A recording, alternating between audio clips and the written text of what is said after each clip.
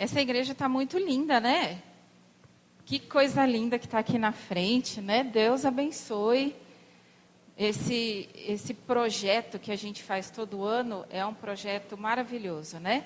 Quero agradecer a mensagem musical, muito bonita. Eu estou muito feliz e agradecida a Deus por estar nesta manhã repartindo, né? Um pouquinho só daquilo que a gente já está estudando desde o dia 18, não é verdade? Hoje nós estamos no 3º dia de oração, não é? Quantos estão fazendo esses 10 dias de oração em casa? A Paulista Leste está fazendo o culto às 5h30 da manhã, 5h15 começa. É 1 hora de programação, está sendo maravilhoso. Quem não está assistindo está perdendo, porque são momentos que a gente tira para poder ter a comunhão com Deus, não é? E esse é o 3º sábado, é o 3º dia, né? O primeiro sábado dos 10 dias de oração e é o 3º dia. É o sábado, dia 20. Nós estamos realizando em casa e agora nesse primeiro sábado a gente está aqui na igreja e nós vamos falar de um tema muito importante mesmo. Para quem, vocês receberam essa revista, né? Aqui. Acredito que todas as famílias receberam a revista e hoje a gente está no 3º dia, atividades espirituais em família. É um tema que eu gosto muito, tá? É um tema assim que para mim é muito importante. Desde antes mesmo de eu me casar, eu escolhi a profissão magistério, professora, porque eu sempre gostei muito do tema família, do tema criança, do tema em que nós podemos colocar em prática aquilo que Deus nos deixou e que Ellen White nos deixou. Então, hoje, vou falar com vocês assim, bem rápido, algumas atividades espirituais que precisam acontecer dentro do nosso lar. E é fundamental. Se isso não está acontecendo dentro da sua casa, é hora de ter uma mudança. É hora das coisas serem diferentes. Porque estamos vivendo momentos diferentes, qual a gente nunca passou antes. Eu nunca imaginei, em 25 anos de magistério, dando aula em sala de aula, de repente, eu ter que falar no computador para 36 alunos. Nunca passou isso pela minha cabeça. Eu acredito que nem vocês, no período em que nós ficamos em casa, a gente ter que fazer cultos online, não é verdade? Em que a igreja ficou vazia e nós não podíamos vir à igreja para poder adorar a Deus como a gente sempre fez. Então, estamos vivendo momentos diferentes, momentos difíceis. E eu pergunto para você, será que vai melhorar? Não vai melhorar. Nós que acreditamos na volta de Jesus e nós pregamos isso, as coisas não vão melhorar. E a gente tem que estar preparado. Então, eu vou pedir que você, nesse momento, feche seus olhos. Nós vamos orar, porque vamos abrir a palavra de Deus para que Ele fale ao nosso coração. Querido Deus, muito obrigada, Senhor, porque estamos na Tua casa. Te agradecemos pelo Teu cuidado, pelo Teu amor e, humildemente, queremos pedir perdão pelos nossos pecados. Queremos que o Senhor apague as nossas transgressões e que Teu Espírito Santo fale através da Tua palavra, para que a nossa vida seja transformada, que o nosso lar seja abençoado e que, se for preciso, ocorra mudanças para que possamos ir morar contigo no céu. Isso é o que eu te peço em nome de Jesus. Amém. Muito bem. Hoje, essas atividades espirituais são muito importantes. Então, eu queria que o texto que eu vou ler com vocês está em Josué. Pode abrir a sua Bíblia. Josué. É o primeiro texto. Vão ter muitos outros, mas eu gostaria de começar com esse daqui. Josué 24, 14 e 15. Josué 24, 14 e 15. Vou esperar que todos encontrem. É um texto assim bem interessante, Josué 24, o versículo 14 e 15 diz assim, ó. Agora, pois, temei ao Senhor e servi-lo com integridade e com fidelidade. Deitai fora os deuses aos quais serviram vossos pais, da além do Eufrates, e no Egito e servi ao Senhor. Porém, se vos parece mal servir ao Senhor, escolhei hoje a quem servais. Se aos deuses a quem serviram vossos pais, que estavam da além do Eufrates, ou deuses dos amorreus em cuja terra habitais. Eu e minha casa serviremos ao Senhor. Olha que coisa linda, né? 24, 14 até o 15, né? A última frase ali que é muito interessante. Eu e minha casa serviremos ao Senhor. Esse é um texto muito bonito e que a gente escuta bastante. Só que eu vou voltar um pouquinho. Vou contar para vocês uma história. Começa aí em 1 Samuel. E depois a gente vai para 2 Samuel. Não vou ler com vocês. Mas se alguém quiser... Tá? É uma história bem interessante. 2 Samuel 6, 11 e 12, ali diz assim, que o Senhor abençoou a casa de Obed-edom e tudo que ele tem, por causa da arca de Deus. Então Davi foi e com alegria trouxe a arca de Deus da casa de Obed-edom à cidade de Davi. Gente, a arca, ela passou assim por muitos lugares. Ela não ficou só na casa de Obed-edom. Muitos, se você procurar em 1 Samuel, lá no comecinho, você vai perceber que a arca foi tomada. Em 1 Samuel 4, a partir do versículo 5. E Hofni e Finéias foram mortos, certo? A partir daí, essa arca começou a viajar aí por vários lugares. Ela foi, então, para Bet-Semes, ali... Eles não queriam colocar a mão nessa arca, porque eles tinham medo da arca. Não é? Aí a gente pode ver que depois ela chegou, lá no capítulo 6 de 1 Samuel, ela chegou em Kiriat-Jearim, tá? Só que é interessante notar que ali em Bet-Semes, as pessoas foram mortas porque foram curiosas. No versículo 19 do capítulo 6, diz que Deus feriu os homens de Bet-Semes, por quê? Porque eles foram curiosos e olharam para dentro da arca. Eles foram ver o que tinha lá. Mas a ordem de Deus foi para que não tocasse na arca. Não é verdade? E aí, então, o que aconteceu? Essa arca, ela foi andando, até que, em 2 Samuel 6:11, ela chegou na cidade, na casa de Obed e Edom. Na casa de Obed-edom aconteceu uma coisa muito interessante. Por quê? Obed-edom sabia qual era o significado da arca. Por que ela estava ali? Ele sabia porque ele já tinha ouvido de seus pais, tinha ouvido dos sacerdotes a respeito da presença de Deus. Então, para ele, a arca da aliança simbolizava a presença de Deus. Shekinah, certo? Lembra que tem até a música, não é? Então, gente, é importante a gente lembrar que quando a arca chegou na casa de Obed-edom, eu acredito que ele não colocou a arca em cima ali da estante e falou assim, olha, deixa ela aí, eu vou cobrir, vou deixar aqui no cantinho, ninguém põe a mão, porque a gente não sabe o que pode acontecer. Não, Obed-edom consagrou a sua família. E diz que Deus abençoou tanto a vida de Obed-edom, Deus abençoou os filhos de Obed-edom. Obed, ele era um homem simples. E a partir do momento que ele recebeu a arca da aliança na sua casa, as coisas começaram a mudar.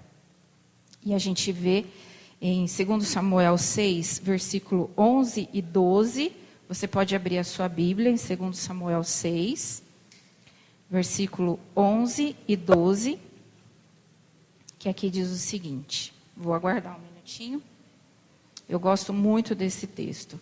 Ficou a arca do Senhor em casa de Obed-edom, o geteu, 3 meses apenas, e o Senhor o abençoou e toda a sua casa. Versículo 12. Então avisaram a Davi, dizendo, o Senhor abençoa a casa de Obed-edom e tudo quanto tem. por amor da arca de Deus. Foi, pois, Davi, e com alegria fez subir a arca de Deus da casa de Obed-edom, à cidade de Davi. É muito interessante porque, às vezes, a gente acha que fazer culto familiar é uma das primeiras atividades que eu gostaria que quem ainda não faz, fizesse. A gente acha que isso não tem importância. Mas é importante você entender que, eu achei no livro Orientação da Criança, na página 360, diz assim: de manhã e à tarde, o universo celestial toma nota de cada família que ora. E se você não ora? Se você levanta, sai correndo, porque você não tem tempo de fazer o culto familiar. Você não tem tempo de reunir a sua família para poder se ajoelhar, orar e pedir que Deus abençoe. Eu vou só dizer uma coisa para vocês. Quando você não consagra a sua família logo de manhã para Deus, os seus filhos, você fica à mercê do inimigo.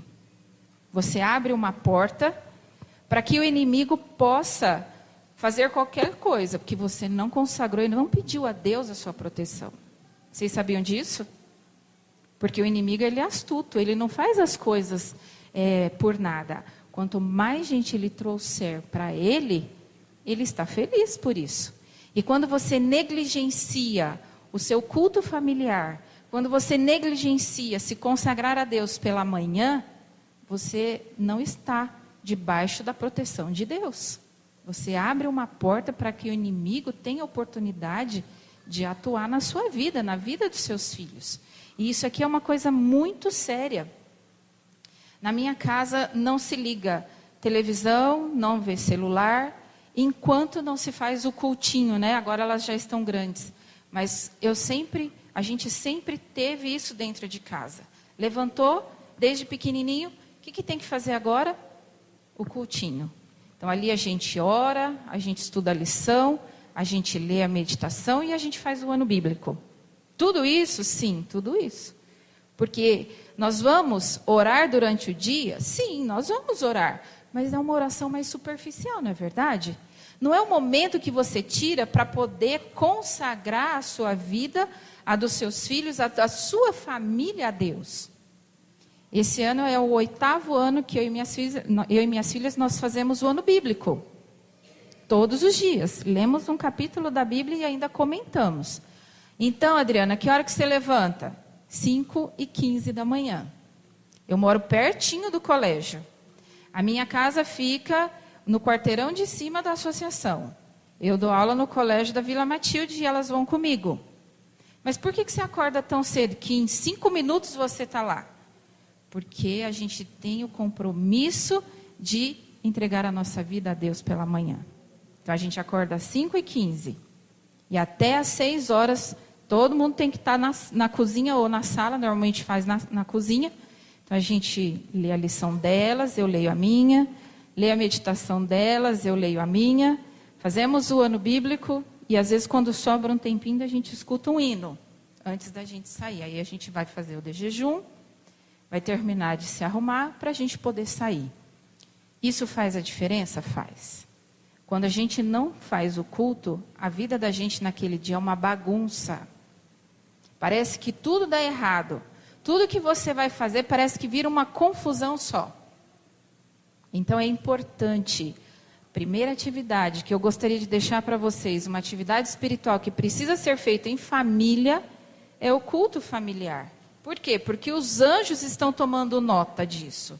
Aqui na orientação da criança diz de manhã e à tarde. Eles estão tomando nota das orações que você faz junto com a sua família e leva para Deus. Então isso é muito importante, tá? E aí quem tem criança pequena, lógico, vai se adaptando, né? Não adianta, por exemplo, eu querer fazer um culto que eu leio tudo isso com as minhas filhas que já estão com 15 anos, com uma criança de 3, 4 anos de idade, que a atenção dela é de no mínimo 3 minutinhos. Então eu vou adaptar, entendeu? Conforme vai crescendo, eu vou aumentando esse tempo, certo? Mas não deixe de fazer. E eu vou contar para vocês algo muito interessante. Quando eu engravidei do meu filho Natan, eu sempre tive esse hábito de fazer o cultinho com ele, mesmo dentro da minha barriga. Então, como eu sempre dei aula, eu acordava, fazia a minha meditação, orava com a mão na barriga e cantava, porque eu gostava. No fim do dia, a mesma coisa. E logo que ele nasceu, que a gente trouxe ele para casa, a gente colocava ele lá no bercinho para ele dormir e ele fazia um barulho interessante. E ficava o tempo todo. E mãe de primeira viagem, né, a gente faz as coisas, mas não tem muita consciência daquilo, né? Você não liga as coisas, né? Você sabe que é importante, mas quando você vê na prática, é outra história, né? E eu ficava pensando, será que esse menino está com fome? E aí eu dei chupeta, eu dava outra coisa, dava chazinho, né? E ele não parava, e ficava balbuciando, né, um barulhinho. E aí ele foi crescendo, foi ficando um pouquinho maior. E eu percebi que quando eu ia fazer o cultinho com ele, ele fazia o mesmo barulhinho quando eu cantava. E aí eu entendi que aquele barulhinho era a forma que ele tinha ouvido da música que eu cantava. E aí eu entendi. E aí eu até pedi perdão a Deus. Falei, Senhor, eu quis tanto fazer isso. E a hora que acontece, a gente não se atém que realmente Deus, Ele cuida dos nossos filhos através de nós. Tá? Deus cuida dos nossos filhos através de nós. Tá? Eu escuto muito que a gente lida com criança, com adolescente, pré-adolescente, assim, olha, eu vou deixar ele crescer, a hora que ele tiver uma certa idade, aí eu ensino para ele, que aí ele vai decidir por ele mesmo. Olha que interessante. Um poeta, né, conta a história aqui que um poeta, ele se chama Samuel Taylor, e ele estava ouvindo o homem falar que não, que ele ia deixar o filho crescer, para depois ele decidir o caminho que ele ia tomar, né, que ele ia seguir da vida dele. E então, esse poeta chegou e falou assim para ele, vem cá um pouquinho, eu quero te mostrar uma coisa. E levou ele para um jardim. Quando ele chegou no jardim, que o homem olhou, visitou o seu jardim, estava um jardim abandonado, onde tinha crescido muito mato, não tinha quase nada, tinha muitas ervas daninhas ali. E então, aquele homem pegou e falou assim para ele, mas você tem certeza que isso aqui é um jardim? Tenho sim. Mas o que aconteceu? Sabe o que eu fiz? Eu procurei não interferir em nada que ia nascer aqui. Eu deixei crescer à vontade. Eu dei liberdade para esse jardim aqui. Eu estava apenas dando oportunidade para que ele tivesse a sua própria vontade, as flores, as plantas crescessem do jeito que elas quisessem. E então aquele homem entendeu que esse conceito que a gente às vezes escuta, né, as pessoas falarem, deixa crescer que quando ele crescer ele decide, está errado. A gente precisa dar a orientação. A gente precisa instruir, não é, né, isso que a Bíblia fala, instrui a criança no caminho que deve andar, não é? Por quê? Porque se a gente deixar livre, sabe o que vai acontecer? Muitas ervas daninhas vão crescer ali no meio. E quando ele tiver a idade de decidir, ele não vai querer. Sabe por quê? Porque o mundo oferece muito mais coisas do que vocês imaginam. Não é? Então a gente tem que tomar muito cuidado. Prioridade, tire tempo para poder orar com a sua família. Tire tempo nas coisas pequeninas. E à noite? O que você faz? Você vai sair de casa, tem suas atividades. Eu sempre oriento assim, qualquer dificuldade, ore a Deus. Em pensamento, você não precisa parar para orar. Ore em pensamento, coloque diante de Deus aquilo que para você está sendo difícil, está triste, não está fácil. Entrega para Deus. E no final do dia, quando toda a família estiver novamente, você vai reunir a sua família na sua casa, vai agradecer a Deus pelo dia, pedir que Deus abençoe. Na minha casa, toda noite a gente se reúne de manhã na cozinha comigo e à noite a gente se reúne na sala. Então a gente ora junto. Pode ter quem for em casa.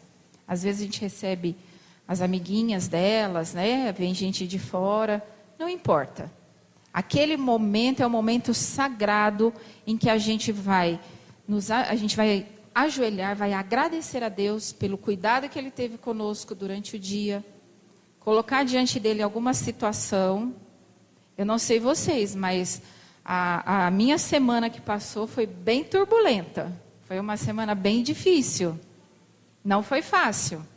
Uma semana cheia de provas, cheia de trabalho, cheia de dificuldades. Muitas pessoas doentes. A minha mãe ficou internada na segunda-feira, que a minha mãe teve câncer. E graças a Deus ela foi curada do câncer. Eu agradeço a Deus por isso, porque só por um milagre o câncer dela era grau 5, era um câncer de mama. E ela fez quimioterapia. Só que na terceira quimioterapia, ou na segunda, eu não me lembro, ela teve uma toxicidade no coração. E então ela não pôde mais fazer quimioterapia. Ela teve que parar com o tratamento e aí entrou com a radioterapia. E isso fez com que o coração dela, uma parte do coração dela, endurecesse. Então ele ficou durinho. Então ele não funciona. Só um transplante de coração. Ela foi para a Unicamp, entrou na lista, né, para poder fazer o transplante, mas pela idade, que ela vai fazer 70 anos, então é mais difícil, né? A gente sabe como que funciona. Então, na segunda-feira, ela já havia tido algumas dificuldades, ela tem muita falta de ar, porque o coraçãozinho dela funciona só 30%. Então, qualquer coisa, para vestir uma roupa, ela tem falta de ar. Então, ela internou na segunda-feira e foi muito difícil, porque a gente sabe como estão os hospitais.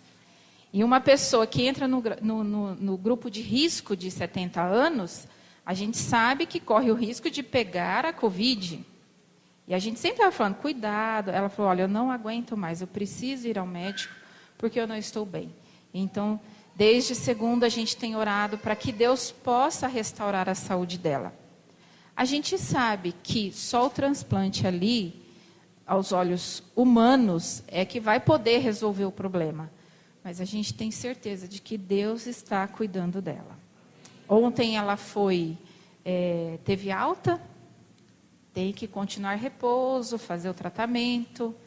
Há uns 2 meses atrás ela pôs um marca-passo, que a gente achou que ia resolver a situação, mas não resolveu. Entendeu? Então, foi uma semana difícil. A semana para você foi fácil? Se a gente abrisse para todos falarem aqui, a gente ia escutar histórias que muitas vezes a gente ia chorar junto, não é verdade? Que foram semanas difíceis, semanas, né? A gente pode colocar tudo aí, semanas muito difíceis. Mas todo lar cristão que coloca Deus em primeiro lugar, a gente não se desespera. A gente tem a certeza de que Deus vai abençoar, que Deus vai cuidar, que Deus vai abrir as portas para resolver de alguma forma. Às vezes não é do nosso jeito, não é verdade?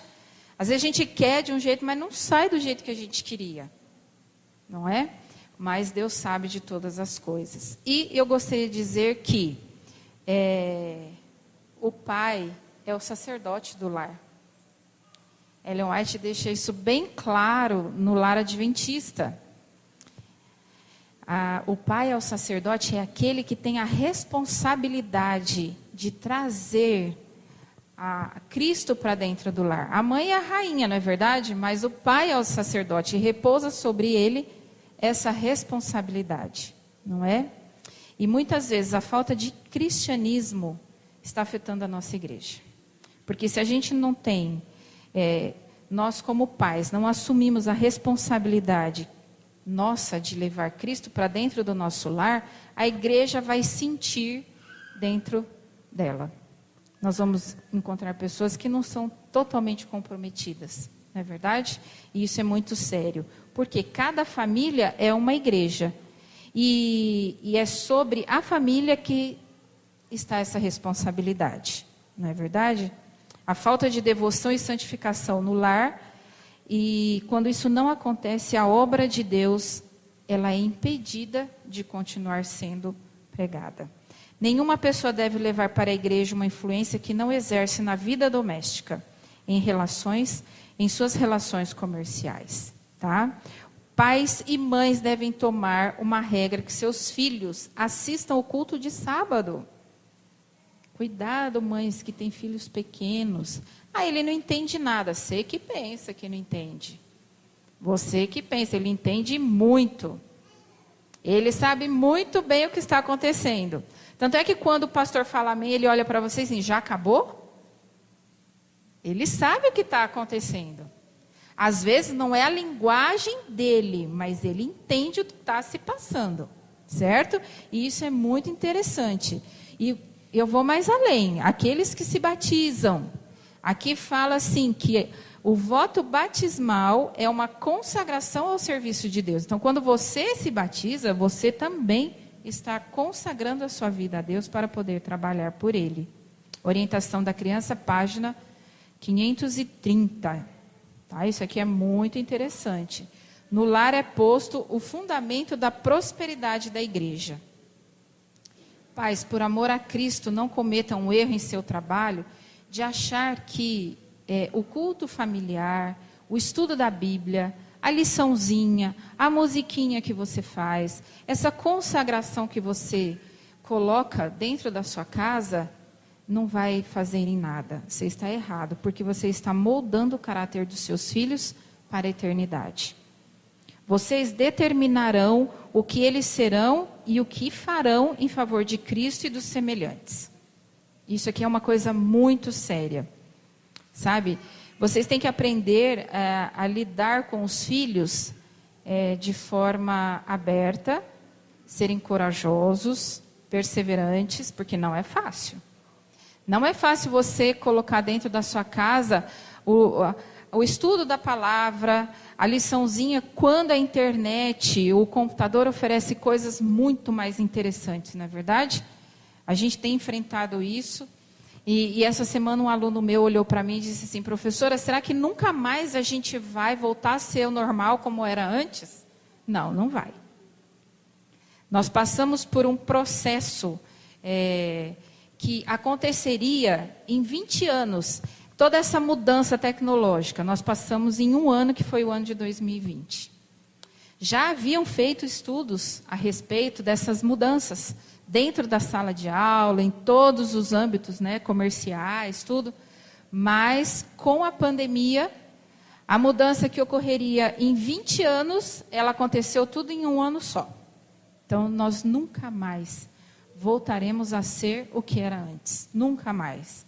E eles olharam para mim com uma carinha bem triste e disseram, mas que chato, é muito chato ficar em casa, é muito chato ficar vendo as coisas pelo celular. E eles têm 9 e 10 anos. E eu ainda olhei para eles e disse, imagina quem nunca lidou com essa situação e de repente, de uma hora para outra, tem que começar a lidar. É culto online, faculdade online, escola online. Você tem que ter um foco, você tem que ter uma disciplina. E não se deixar levar e achar que é normal ficar o tempo todo no celular. Porque às vezes a gente acha que é normal, não é verdade? Ah, não, ele está estudando. Será? Você já foi lá ver se ele está estudando?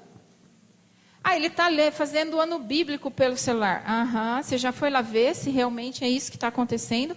Por quê? Porque aparecem muitas mensagens ali que chamam a atenção e você acaba se distraindo e abrindo outras guias para ver outras coisas.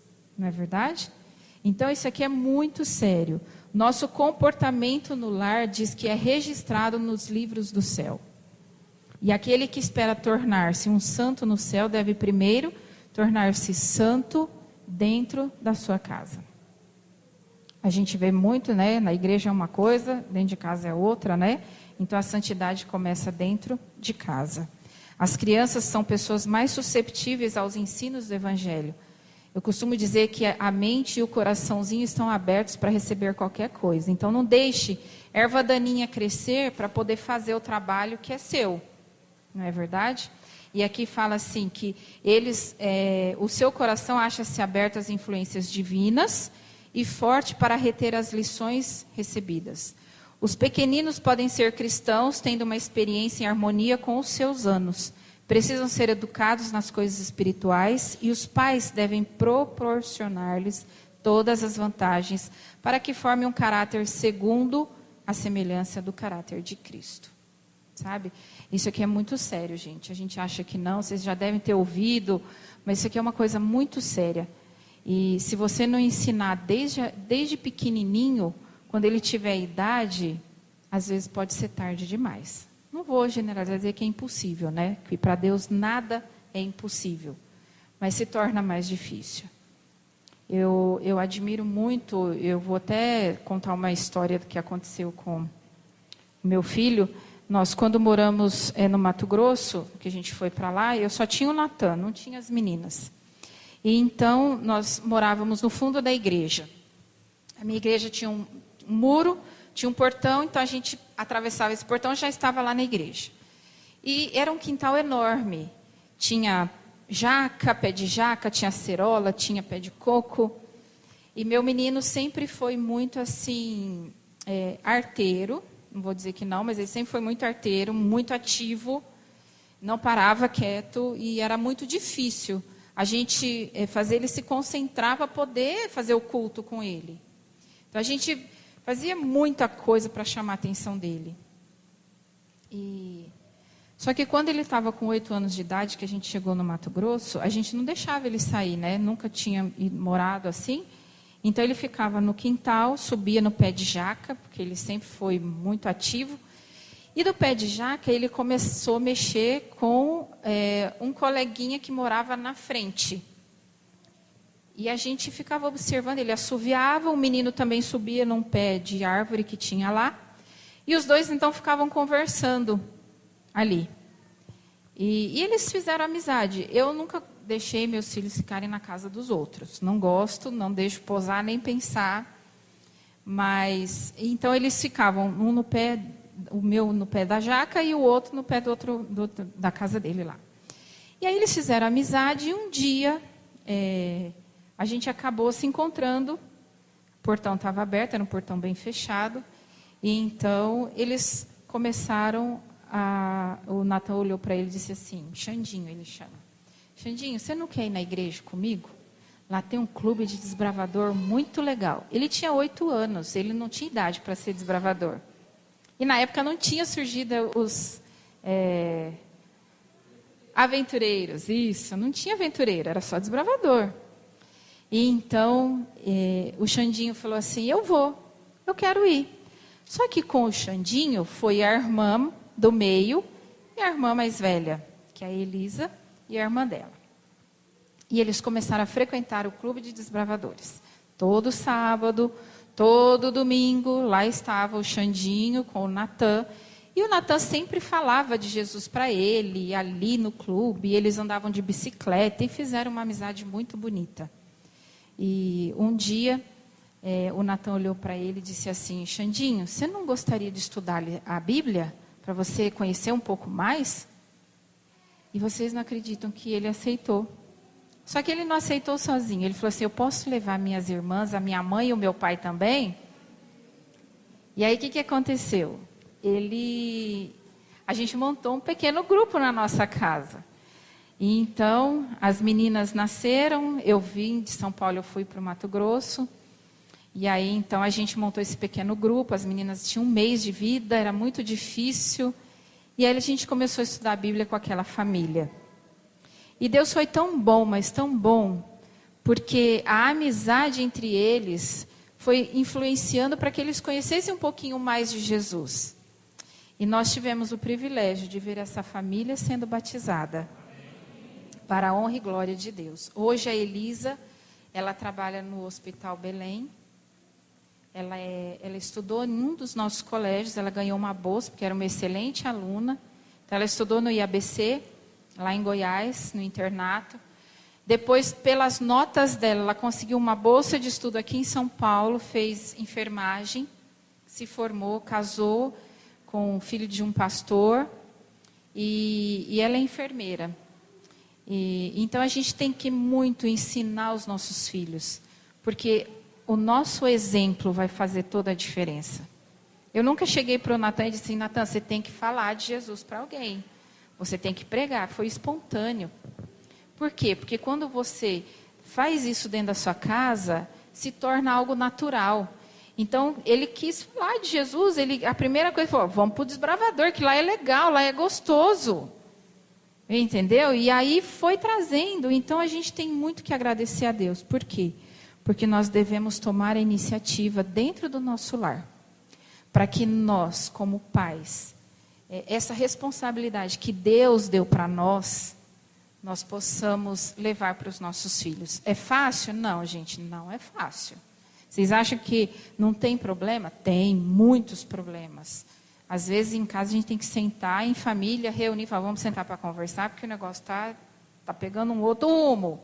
Vamos trazer de volta para o trilho aqui, que o negócio está saindo fora. Então você coloca algumas metas, tira algumas coisas, porque isso faz parte. Enquanto a gente viver nesse mundo, nós vamos estar lidando com situações novas a cada dia. Só que a gente não pode desistir. Porque Deus, Ele nos dá a certeza de que vai estar conosco. Deus dá a certeza de que Ele ouve a nossa oração. Então, que a gente possa permanecer firme. Vamos colocar em prática, o culto familiar. Vamos consagrar a nossa família todos os dias. E meu filho que agora saiu de casa, às vezes a gente conversa, eu digo para ele, não abra nenhuma porta. Porque se você abrir uma porta, o inimigo entra e faz um estrago danado. Porque ele não tem dó e não tem misericórdia do ser humano. Então, feche as portas. Ore a Deus, consagre a tua vida a Deus. Porque você já sabe como faz isso. Então, que a gente possa, todos os dias, consagrar a nossa vida a Deus. Fazer disso a nossa primeira tarefa. Para que a gente tenha a proteção vinda dos céus. Que os anjos estejam protegendo a nossa família e cuidando dos nossos filhos. Se você não pegou a Covid, agradeça a Deus por isso, porque é a proteção de Deus. Não é verdade? Muitos estão morrendo. Então a gente tem que agradecer a Deus por isso. Que Deus nos abençoe nesta manhã. Amém. Vamos nos colocar em pé e vamos orar para finalizar o culto? Antes, porém, eu vou colocar aqui, nós vamos estar orando pelas cartas que muitos estão escrevendo, não é? Estão colocando as cartas para Deus, né? Que Deus, eu tenho certeza que já leu todas, não é? Que Ele possa atender o que está ali. Querido Deus, muito obrigada, Senhor, porque na sua infinita misericórdia o Senhor ainda olha para nós com amor. E nós queremos te agradecer pelo teu cuidado, pela tua proteção e por nos proporcionar esses momentos tão especiais na tua casa. Te agradecemos, Pai querido, porque vimos aqui atividades importantes que precisamos realizar dentro do nosso lar. Nos ajude, Pai querido, a termos a iniciativa de fazer o culto familiar, de consagrar a nossa família a Deus todas as manhãs, de podermos reunir para receber o teu santo sábado no momento certo. Abençoe, Pai querido, esta igreja, para que através destas instruções, através dos teus ensinamentos, possa ocorrer uma mudança, para que a família de cada um representado aqui possa ser abençoado por ti. Abençoe as cartas que foram escritas, que o Senhor possa atendê-las conforme a tua vontade. O Senhor sabe o que vai no coração de cada um, que o Senhor possa trazer paz, conforto e a certeza do teu cuidado e da tua resposta. Esteja com aqueles que estão afastados. O Senhor conhece o motivo de cada um. Que o Espírito Santo possa estar trabalhando no coração deles, para que eles sintam a necessidade de voltar para ti. Despeça-nos com a tua bênção, com o teu cuidado e com a tua proteção, em nome de Jesus. Amém.